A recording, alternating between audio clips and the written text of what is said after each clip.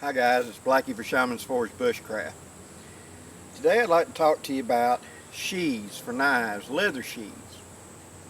Now, many modern knives come with a nylon sheath, and that's not necessarily a bad thing. I'm not dissing it. My personal preference though has always been for leather sheaths. Excuse me. And it's simply because I'm an old guy and I'm a traditionalist. And sometimes a custom leather sheath is better than the issue sheath. Now, this Memora you've seen in countless videos of mine. This is the plastic sheath it comes with that I've simply recovered it with leather. You can see here. Just got some pliable leather, got it wet, ran it over, and stitched it up real tight on the back. I like the way it looks and feels. Leather to me is just warm, alive, more in keeping with nature. Excuse the background noise, guys. So, when I got my Condor bush loader, I was impressed with the sheath it come with. Good heavy grain leather. You can see how thick that leather is. And it's been a real good sheath. You know, it holds well, it hangs in there. What I want in a sheath is I want the knife or whatever to stay in by itself with a little bit of jiggling. And I want it to be able to be dressed, me put leather dressing or whatever in, and keep it a long time. That's one of the reasons why you see knives that are 100 years old and the sheath is still with them, because the sheath was taken care of. If you take care of the leather with leather dressing or mink oil or several other things, or even snow seal in wet climates, you'll have a sheath that will last a very long time. Now, if you're in an environment where you're constantly wet, it might not be the best choice. Nylon may be the way to go. But my experience with nylon sheaths and things like that has been, once they've been exposed to sunlight for a while, they start to degrade. And eventually they're rotting, they're falling apart, etc. A leather sheath just seems to keep going on and on and on. Now, I recently got in a trade, let me get out here.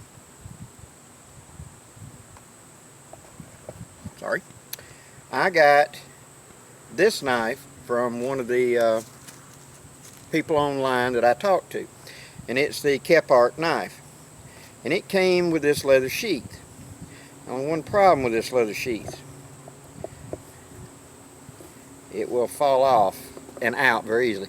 Now, it's the same quality and design as the Condor, and it's only, you know, grunt off. I think it's just a generic sheath that they put their knives into. And for the Condor with its thick handle, bush loader, it's fine. The thin handle of the Kepler, it's just a little too thin. And so I was a little concerned about that, because in running, you have to jump over a little creek or something, the knife could come up, come out, whatever. So I commissioned a friend of mine who does leather work, named Micah Colvin. He's got a little company called Micah's Masks. He makes very elaborate leather masks and things for Mardi Gras and stuff like that. And I got him to make this, and it's just a very simple leather sheath. It's a strip of leather that's been folded over and then heavy sewed. Now, it's good stiff leather, but now it holds the knife securely, and it's, you know, been shaped. Goes in well. I won't have to worry about this. Now, I like I said, good leather sheaths. I like the way they feel, the way they smell, the way they age, the way they patina, etc. Patina, excuse me. And to me, a good knife just deserves a good leather sheath. You know, it's just me personal. I would recommend that if you've got a leather sheath, to study on how to preserve it and protect it, such as mink oil and other things you can rub into the leather to preserve it, because it is a piece of hide. It was skin at one time. So you need to keep it moisturized, you need to keep it subtle, keep it from drying out and cracking. Don't expose it to direct heat. Don't, you know, get it next to the fire and let it get hot and crack. It'll get a sunburn that blisters and tears up. I personally just like leather, like I've said. And with a good leather sheath for an axe cover, a good leather sheath for a knife cover, even for carrying my folding saw. It's a project that I can do, and that I pick up leather fairly cheaply, and I can sew. When I want something done a little better than me, I'll find somebody that can. And Micah makes a dang good sheath. We're friends, and he owed me a favor. But this sheath that I got with the Kephart is not going to waste, because I figured out the Mora fits it perfect. So if I want a belt sheath as well as my neck knife, now I got a sheath for it as well. And I have several times wanted to carry my Mora on my belt, and yeah, I know it's got the little belt loops, but no, they're little bitty thin things, and just looking at it always made me feel like it was going to snap off. And I feel still one day, it being thin plastic, eventually this is going to snap, and I'll just come here and make me a leather connector and put it back on. I like my Mora as a neck knife for my working, you know, when I'm doing carving or I'm processing game or something. It's a very handy knife.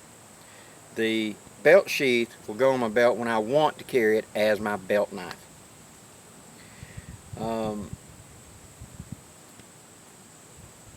Sewing leather is a good woodsman's skill.